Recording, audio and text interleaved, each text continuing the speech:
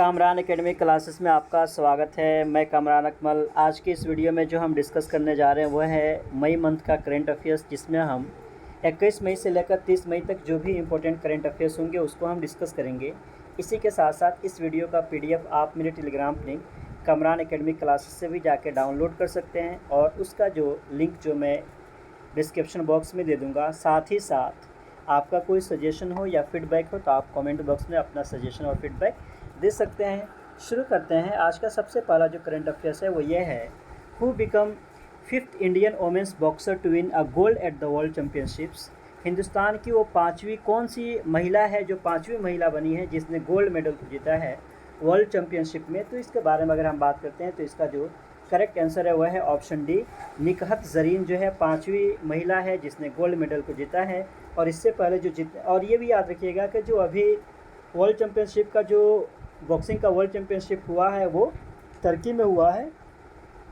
इससे पहले हिंदुस्तान की तरफ से सरिता देवी, जेनी आर्यल, लेखा केसी, ये और फिर जो है मैरी कॉम, 4 औरतें इससे पहले जीत चुकी हैं और निकहत ज़रीन जो है 5वीं औरत है।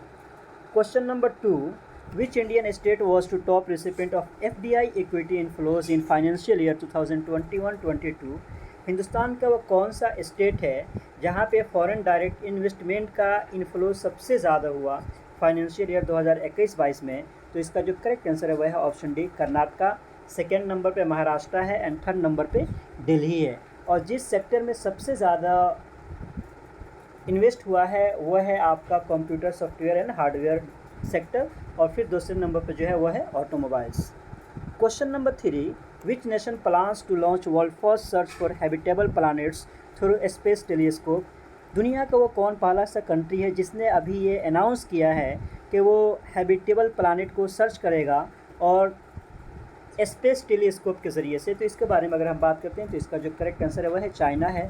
चाइना के साइंटिस्ट ने ये अभी रिसेंटली ये अनाउंस किया है कि वो लोग हैबिटेबल प्लैनेट को ढूंढेंगे कि जहाँ पे अर्थ के तरह कोई और प्लैनेट हो जहाँ पे इंसान रह सके। Question number 4, centre has announced the formation of the cotton council of India under the chairmanship of. Centre ने रिसेंटली ये डिसाइड किया है कि वो कॉटन काउंसिल ऑफ इंडिया को क्रिएट करेगा, बनाएगा। उसके चेयरमैन कौन होंगे? तो इसके बारे में अगर हम बात करते हैं तो इसका जो करेक्ट आंसर हो जाएगा वह है सुरेश कोटक।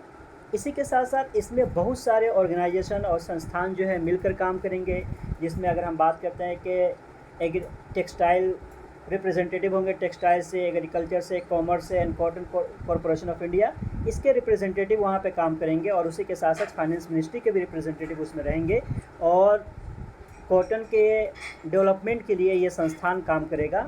और सबसे पहली मतलब इसकी जो मीटिंग हुई वो 28 मई को हुई। तो एक बेहतरीन पहल हो सकता है हिंदुस्तान के लिए। India's first indigenously developed flying trainer aircraft Hansa NG has been designed and developed by.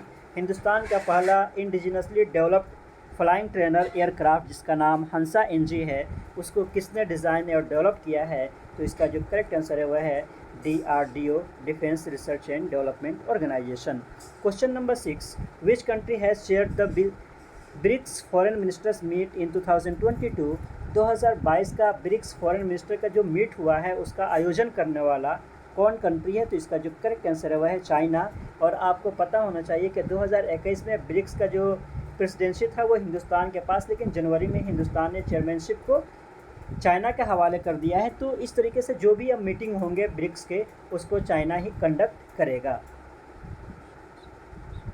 Question number 7, world's highest water weather station has been installed on. दुनिया का सबसे ऊंचा वेदर स्टेशन कहाँ पे बनाया जा रहा है? तो इसका जो करेक्ट आंसर है वह है माउंट एवरेस्ट। और इसी के साथ साथ और अगर हम बात करते हैं कि बेसिकली नेशनल जियोलॉजिकल सोसाइटी ने इसको बनाया है और ये दुनिया का सबसे बड़ा हाईएस्ट वेदर स्टेशन होगा। जो माउंट एवरेस्ट के एल्टीट्यूड जो है वो 8830 मीटर के एल्टीट्यूड पे है, यानी कि थोड़ा सा जो माउंटेन का सबसे लास्ट पिक है उससे थोड़ा सा नीचे ये स्टेशन बनाया जा रहा है। और इसका जो बनाने का काम कर रहा है वह है Nepal department of hydrology and metrology department, दोनों मिलकर ये काम कर रहे हैं। तो ये दुनिया का सबसे हाईएस्ट वेदर स्टेशन होगा जो माउंट एवरेस्ट पे बनाया जाएगा और जिसकी ऊंचाई जो है वो 8830 मीटर है। Question number 8, BRICS new development bank NDB will open its first regional office in India in BRICS का न्यू डेवलपमेंट बैंक जो है वो अपना फर्स्ट रीजनल ऑफिस हिंदुस्तान के किस शहर में खोलेगा? तो इसके बारे में अगर हम बात करते हैं तो इसका जो करेक्ट आंसर है वह है गुजरात में। Question number 9, who has been reappointed as CEO and MD of Infosys? Recently अभी किनको chief executive officer and managing director बनाया गया है इन्फोसिस का? तो इसके बारे में अगर हम बात करते हैं तो इसका जो करेक्ट आंसर है वह है सलील प्रकाश। और सलील प्रकाश पिछले 4 साल से CEO ही थे और उन्होंने इन्फोसिस के काफ़ी आगे तक लेकर गए हैं। इस वजह से दोबारा है बोर्ड ने उनको ही CEO और MD बनाया है। और सुधा मूर्ति का एसोसिएशन इन्फोसिस के साथ उनका योगदान बहुत ज़्यादा है। Question number 10, Mujib the making of the nation movie is jointly produced by Mujib the making of a nation. ये एक मूवी बनाया जा रहा है जॉइंटली, किसके ज़रिए से, किस कंट्री के ज़रिए ये प्रोड्यूस किया जा रहा है? तो इसका जो करेक्ट आंसर है बांग्लादेश एंड इंडिया। और इसी के साथ साथ और अगर हम बात करते हैं कि बांग्लादेश और इंडिया के साथ कि इससे पहले भी इस मूवी को बनाया जा चुका है, लेकिन अभी जो है रिसेंटली इसको फिर हिंदुस्तान और बांग्लादेश दोनों लोग मिलकर बना रहे हैं। और इससे पहले जो है श्याम बेनेगल ने इसको बनाया था। और मुजीब साहब जो बांग्लादेश के सबसे पहले राष्ट्रपति थे और उनका जो है शॉर्ट में बहुत ज़्यादा पॉपुलर है वो बंग बंधु के नाम से भी। Question number 11, who has been sworn is in as Australia's 31st prime minister? Recently अभी ऑस्ट्रेलिया का 31वां प्राइम मिनिस्टर किनको बनाया गया है? तो इसके बारे में अगर हम बात करते हैं तो इसका जो करेक्ट आंसर है वह है एंथोनी अल्बानेस को अभी रिसेंटली ऑस्ट्रेलिया का PM बनाया गया है। और इसी के साथ साथ और अगर हम बात करते हैं कि he was schedule to fly, उसके बाद से फ़ौरन जैसे ही वो PM बनने के बाद से वो जापान चले गए, क्योंकि जापान में क्वाड लीडर्स का समिट होना था और उन्होंने जिसको हराया है उनका लेबर पार्टी के थे और वो थे स्कॉट मॉरिसन। तो स्कॉट मॉरिसन को हराकर अभी एंटोनी अल्बानेस जो है वो ऑस्ट्रेलिया के न्यू PM बनाए गए हैं। Question number 12, which football team has won 2021-22 premier league football championship? 2021-22 का प्रीमियर लीग फुटबॉल चैम्पियनशिप का विनर कौन टीम है? तो इसके बारे में अगर हम बात करते हैं तो इसका जो करेक्ट आंसर है वह है मैनचेस्टर सिटी। और जिसको हरा कर ये टूर्नामेंट को जीता है वह है Aston Villa. Question number 13, which country has become the first country to introduce compulsory monkey pox quarantine? दुनिया में जिस तरीके से कोविड का बहुत ही ज़्यादा लोग डरे हुए थे, सहमे हुए थे, उसी तरीके से एक और आ रहा है जिसका नाम है मंकी पॉक्स, जिससे दुनिया बहुत ज़्यादा डरा हुआ है और अभी अलग अलग कंट्री में धीरे धीरे फैलता जा रहा है। और 28 कंट्री में अभी तक बहुत फैल गया है। और अभी रिसेंटली बेल्जियम ने ये कहा है कि जिनको भी मंकी पॉक्स हो जाएगा उनके लिए होम क्वारंटाइन अनिवार्य है, कंपलसरी है, उनको करना ही है। तो इसका जो करेक्ट आंसर हो जाएगा वह है option C of Belgium. Question number 14, Nobel peace prize laureate Jose Ramos Horta has sworn as in as president of? Nobel peace prize winner Jose Ramos Horta को कहाँ का राष्ट्रपति बनाया गया है? तो इसका जो करेक्ट आंसर है वह है ईस्ट तिमोर का उनको राष्ट्रपति बनाया गया है। और इसी के साथ साथ एक चीज़ और याद रखना है कि ये वहाँ पे 2006 से लेकर 7 तक वहाँ के PM भी बने थे और फिर प्रेसिडेंट भी थे 2007 से लेकर 12 तक। और आपको ये पता होना चाहिए कि वो सबसे एशिया में सबसे यंगेस्ट जो इंडिपेंडेंट या आज़ादी जिसको मिली है वो ईस्ट ऑफ तिमोर ही है। और 20वां एनिवर्सरी मनाया है इस साल, यानी कि 2002 में इसको आज़ादी मिली है, आज़ाद हुआ है।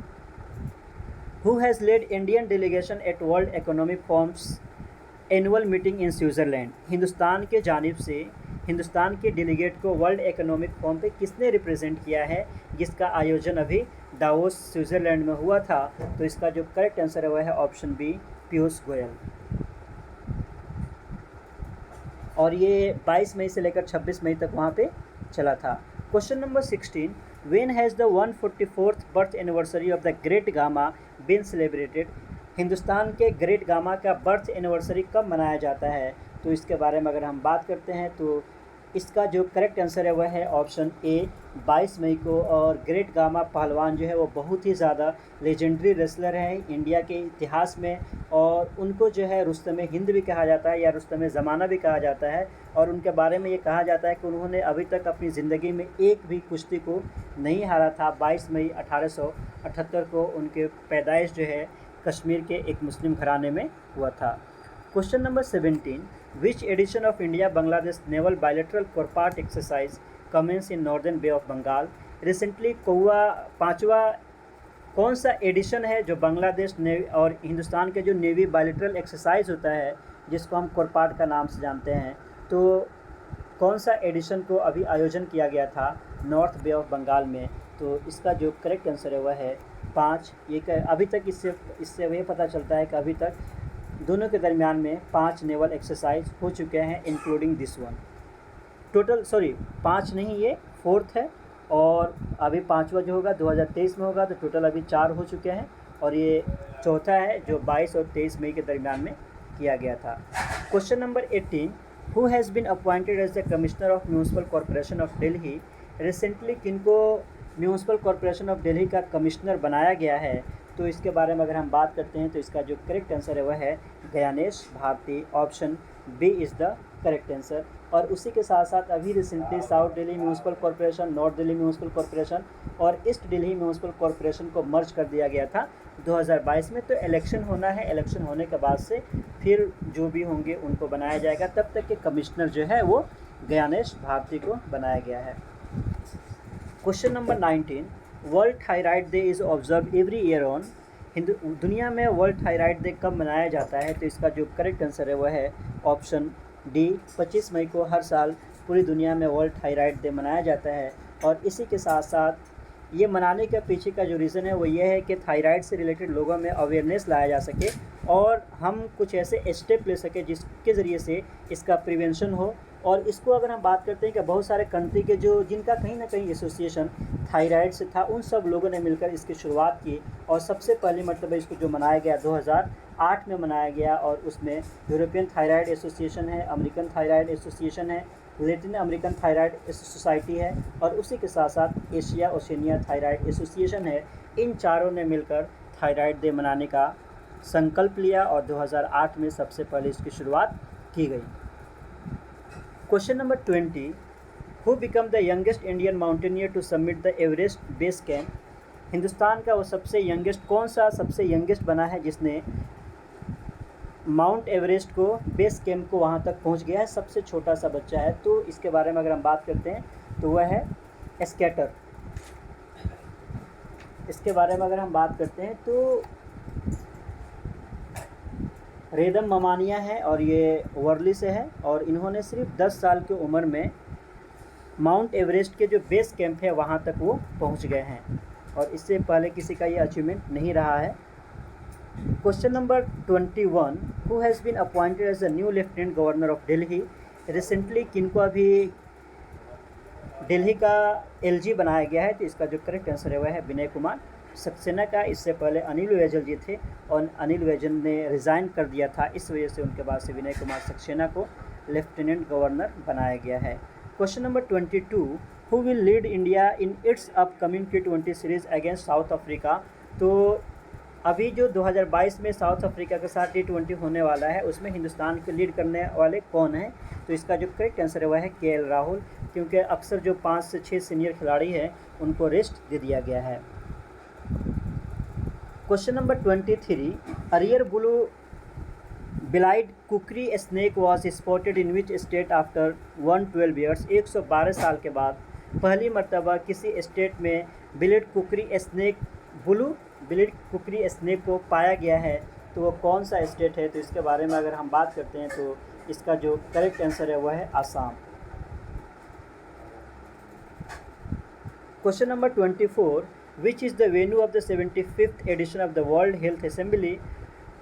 75वां वर्ल्ड हेल्थ असेंबली का एडिशन का ये समिट कहाँ पे होने वाला है, तो इसके बारे में अगर हम बात करते हैं तो इसका जो करेक्ट आंसर है वह है आपको जिनेवा में होना है, और ये WHO की तरफ से 75वां एडिशन होना है वर्ल्ड हेल्थ असेंबली का।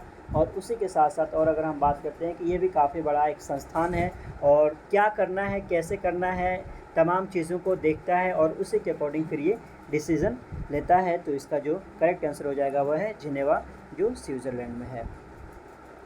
Question number 25, which state government has partnered with WEF to fight plastic pollution, कि किसने हिंदुस्तान का कौन सा संस्थान है जो वर्ल्ड इकोनॉमिक फोरम के साथ एसोसिएट पार्टनरशिप किया है ताकि वो हिंदुस्तान में प्लास्टिक पोल्यूशन से लड़ सके। तो इसके बारे में अगर हम बात करते हैं तो इसका जो करेक्ट आंसर है वह है ऑप्शन सी, महाराष्ट्र। और इसी के साथ साथ ये W इकोनॉमिक फोरम से मिलकर इसने ये डिसाइड किया है कि हमारा और आपका पार्टनरशिप हो और हिंदुस्तान से हम फाइट प्लास्टिक पोल्यूशन को क्या कर सके, ख़त्म कर सके। Question number 26, Sirohi lily festival is celebrated in which of the following state, Sirohi lily festival Hindustan के किस स्टेट में मनाया जाता है। तो ये 4th एडिशन है इस साल जो मनाया गया है लिली फेस्टिवल का, ये शुरू हो गया है। और ये जो मनाया जाता है कि this is the annual festival is organised by the department of tourism, government of Manipur. तो correct answer is the option C. Question number 27, who has been reappointed as the director general of WHO, director general अभी किनको बनाया गया है WHO का। तो इसका जो करेक्ट आंसर है वह है टेड्रोस अधानोम। और वर्ल्ड जैसे ही कोविड आया हुआ था तो इसमें इनका योगदान बहुत ज़्यादा रहा था और ये काफ़ी ज़्यादा एक्टिव रहते हैं, तो दोबारा इन्हीं को नियुक्त किया गया है WHO का डायरेक्टर जनरल।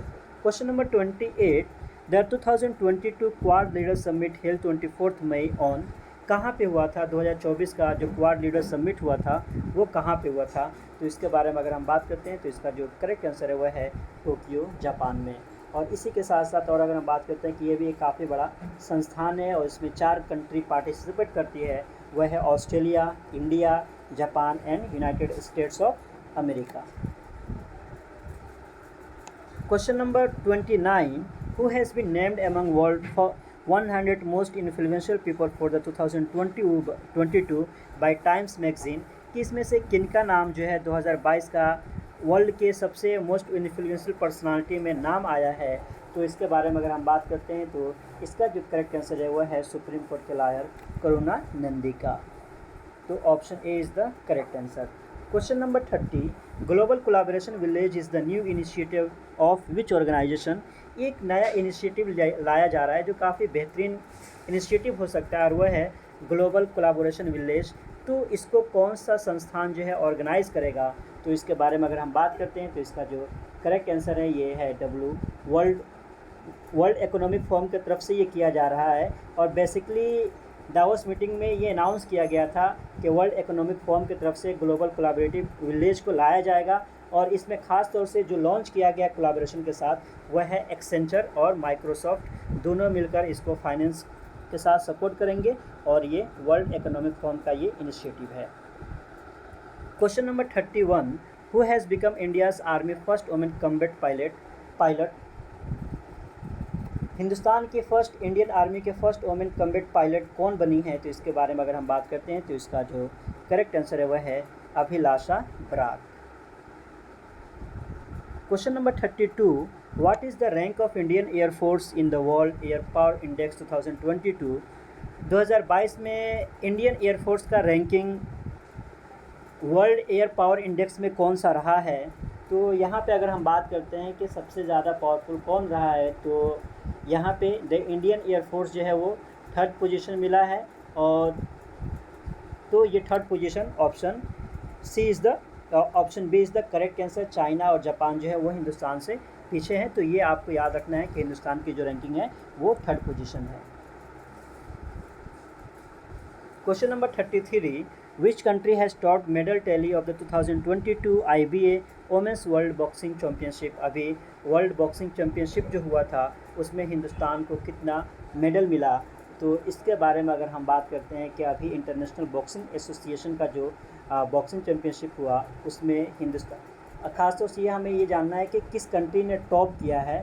तो टॉप करने वाला यहाँ पे जो कंट्री है अगर हम उसके बारे में बात करते हैं तो वह है टर्की। तो option D is the correct answer. और उसी के साथ साथ टर्की ने इसमें 5 गोल्ड मेडल और 2 ब्रॉन्ज मेडल जीता है। और इंडिया के बारे में अगर हम बात करते हैं कि इसने टोटल 3 टैली को जीता है, उसमें से 1 गोल्ड है, 3 मेडल को जीता है, उसमें से 1 गोल्ड है और 2 ब्रॉन्ज है। क्वेश्चन नंबर 34, तालिबान है signed a deal with which nation to run the airport in Afghanistan. Taliban ने रिसेंटली किस कंट्री के साथ एक डील किया है कि अब वो आने वाले दिनों में वहाँ पे उसके एयरपोर्ट को क्या कर सकता है, वो रन कर सकता है। तो इसका जो करेक्ट आंसर है वह है यूनाइटेड अरब ऑफ एमिरेट्स जो है वहाँ के एयरपोर्ट को क्या करेगा, मैनेज करेगा और अपना सर्विस वो वहाँ पे देगा। Question number 35, who has resigned as the president of Indian Olympic association. अभी रिसेंटली किसने इंडियन ओलंपिक एसोसिएशन से रिज़ाइन दे दिया है।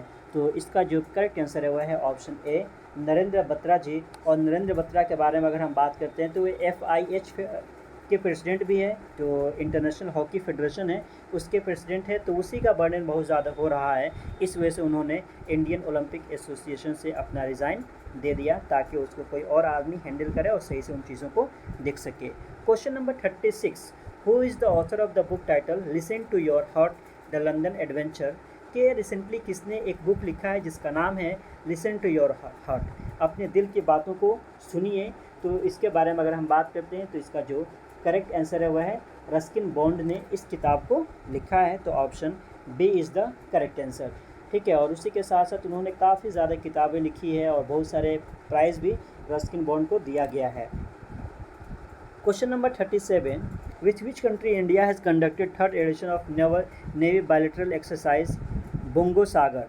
किस कंट्री के साथ मिलकर हिंदुस्तान ने नेवी बायलैटरल एक्सरसाइज किया है। तो इसका जो करेक्ट आंसर अगर हम इसके बारे में बात करते हैं तो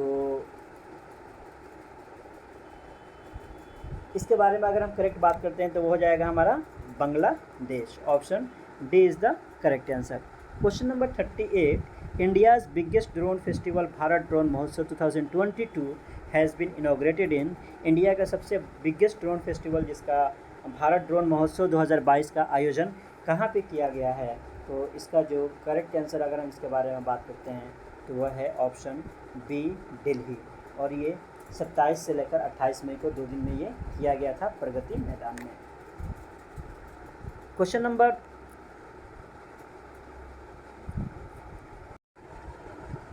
39, which novel become first Hindi novel to win international Booker prize in 2022। First Hindi novel जो इंटरनेशनल बुकर प्राइज़ है जिसको सम्मानित किया गया उसका नाम क्या है। तो इसका जो करेक्ट आंसर है वह है टॉम्ब ऑफ सैंड। और टॉम्ब ऑफ सैंड के बारे में अगर हम बात करते हैं तो इसको जो लिखने वाली है वह है गीतांजलि श्री और इसको जो ट्रांसलेट करने वाली है वह है डेजी रॉकवेल। और टॉम्ब ऑफ सैंड इसका ये हिंदी वर्जन रेत का टीला होता है और उसी को डेजी रॉकवेल ने इंग्लिश में ट्रांसलेट किया है और 50,000 पाउंड दिया जाता है, जिसमें से अगर कोई ट्रांसलेट करने वाले होते हैं तो दोनों को आधा आधा कर दिया जाता है। और इस तरीके से काफ़ी बड़ा ये है क्योंकि पहली मर्तबा किसी हिंदी नोवेल को इंटरनेशनल बुकर प्राइज़ से सम्मानित किया जा रहा है। तो लिखने वाले जो है वो गीतांजलि श्री है और ट्रांसलेट करने वाले जो है वो है Daisy Rockwell. Question number 40, which state decided that the counsellor of all state run universities will be the chief minister in the palace of governor. किस स्टेट ने रिसेंटली ये डिसाइड किया है कि जो स्टेट यूनिवर्सिटी हैं उसको गवर्नर के बजाय वहाँ पे जो चांसलर होंगे वो मुख्यमंत्री होंगे। तो इसका जो करेक्ट आंसर है वह है West Bengal. Question number 41, Uttarakhand government form panel to implement uniform civil code headed by. Uttarakhand ने रिसेंटली एक पैनल बनाया है ताकि उसके ज़रिए से यूनिफॉर्म सिविल कोड को इम्प्लीमेंट किया जा सके। तो उस पैनल के हेड करने वाले कौन है। तो इसके बारे में अगर हम बात करते हैं तो वह है रिटायर्ड सुप्रीम कोर्ट के जज रंजना देसाई। तो option D is the correct answer. Question number 42, RBI's bank note survey of consumers findings has revealed that dash was the most preferred bank note. RBI का जो बैंक नोट्स होते हैं उसमें जो सर्वे किया गया है कि जो हिंदुस्तान के नागरिक है सबसे ज़्यादा वो किस पैसे को प्रीफर कर रहे हैं। तो इसका जो करेक्ट आंसर है वह है ऑप्शन ए। और सबसे कम जो प्रीफर किया जाता है वो 2000 नोट का किया जाता है। और उसी के साथ साथ सबसे ज़्यादा सिक्कों में अगर हम बात करते हैं तो 5 रुपये के सिक्के को सबसे ज़्यादा प्रीफर किया गया है और 1 रुपये के सिक्के को सबसे ज़्यादा कम प्रीफर किया गया है। Question number 43, who has been elected as IBS athlete committees chair. कि IBA का जो इंटरनेशनल बॉक्सिंग एसोसिएशन है, एथलीट कमेटी का जो चेयर है, उसके किनको नॉमिनेट किया गया है? तो इसका जो करेक्ट आंसर है वह है ऑप्शन बी, लोलिना भार्गुइया को उसके लिए नॉमिनेट किया गया है। Question number 44, who has been appointed as the acting chairperson of Lokpal by president Ramnath Kovind? Ramnath Kovind ji के ज़रिए से अभी रिसेंटली किनको लोकपाल बनाया गया है और वो एक्टिंग हो गए? तो इसके बारे में अगर हम बात करते हैं तो जस्टिस प्रदीप कुमार मोहंती को अभी एक्टिंग चेयरपर्सन बनाया गया है लोकपाल, और इससे पहले पिनाकी चंद्रा थे, तो उनके रिज़ाइन के बाद से वो उनका टेन्यूर ख़त्म हो गया, उसके बाद से इनको अभी एक्टिंग बनाया गया है। तो इसके बारे में अगर हम बात करते हैं तो वह है Pradeep Kumar Mohanty. Question number 45, who has won the excellence in cinema award at the France Riviera film festival? France के रिवेरिया फिल्म फेस्टिवल में किनको सिनेमा में एक्सेलेंस के लिए अवार्ड दिया गया है? तो इसका जो करेक्ट आंसर है वह है option A, Nawazuddin Siddiqui. Question number 46, who has resign from the board of directors of Twitter? किसने board of directors of Twitter से रिज़ाइन दे दिया है? तो इसका जो करेक्ट आंसर है वह है एंडी जेसी सॉरी इसके बारे में अगर हम बात करते हैं तो वह है ऑप्शन बी, जैक डॉर्सी। और जैक डॉर्सी जो थे वो रेयान पराग जी से पहले वो सीईओ थे ट्विटर के, लेकिन अभी रिसेंटली उन्होंने वहाँ से रिज़ाइन दे दिया है और यही जो है ट्विटर के फाउंडर भी थे। Question number 47, which country is going to build world largest petroleum research centre? दुनिया का वो कौन सा पहला कंट्री है जो सबसे बड़ा लार्जेस्ट पेट्रोलियम रिसर्च सेंटर बना रहा है? तो इसका जो करेक्ट आंसर है वह है option A, Kuwait. Question number 48, world hunger day is observe on? दुनिया में वर्ल्ड हंगर डे कब मनाया जाता है? तो इसका जो करेक्ट आंसर है वह है ऑप्शन ए, 28 मई को। और इस साल का जो थीम है वह है हंगर एंड हंगर और यूथ एंडिंग हंगर, दोनों इस साल का थीम है, तो ये थीम भी आपसे पूछा जाता है। Question number 49, which nation has topped in the international shooting sports festival? International shooting sports festival में हिंदुस्तान का रैंकिंग क्या रहा है? तो इसके बारे में अगर हम बात करते हैं कि सबसे ज़्यादा इसमें जो टॉप करने वाला कंट्री है वह है इंडिया। इंडिया ने सबसे ज़्यादा गोल्ड मेडल इसमें लाया था, और उसके बाद गोल्ड मेडल नहीं, सबसे ज़्यादा मेडल हिंदुस्तान ही लाया है 35। उसके बाद से इटली था 3rd नंबर पे, पोलैंड एंड 4th नंबर पे USA, और इसका जो आयोजन हुआ था वो जर्मनी में हुआ था। Question number 50, which IPL team has won the title of 15th session of IPL? 15वां सेशन IPL का संस्करण का कौन सा टीम जीता है? तो इसका जो करेक्ट आंसर है वह है गुजरात टाइटंस, और गुजरात टाइटंस ने राजस्थान रॉयल्स को हराकर ये टूर्नामेंट का 15वां संस्करण जीता है। और 14वां संस्करण के बारे में अगर हम बात करते हैं तो वो चेन्नई सुपर किंग्स था, और उसी के साथ साथ मैन ऑफ द मैच जिनको दिया गया था वो हार्दिक पांड्या को दिया गया था, और हार्दिक पांड्या खुद कैप्टन थे। उसी के अलावा जो टीम जीती है उसको 20 करोड़ रुपया दिया गया है, हारने वाली टीम को 12.5 करोड़ रुपया दिया गया है। ऑरेंज कैप के बारे में अगर हम बात करते हैं तो जोस बटलर को दिया गया है जो 863 विकेट लिए थे।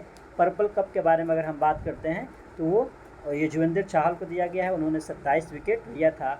और इसी के साथ साथ इमर्जिंग प्लेयर के तौर पे जिनको अवार्ड दिया गया है वह है उमरान मलिक। तो ये थे टोटल 50 इंपॉर्टेंट क्वेश्चन, और इसी के साथ साथ इसका PDF आपको चाहिए तो आप मेरे टेलीग्राम लिंक से जाके वो ले सकते हैं। Once again thank you so much.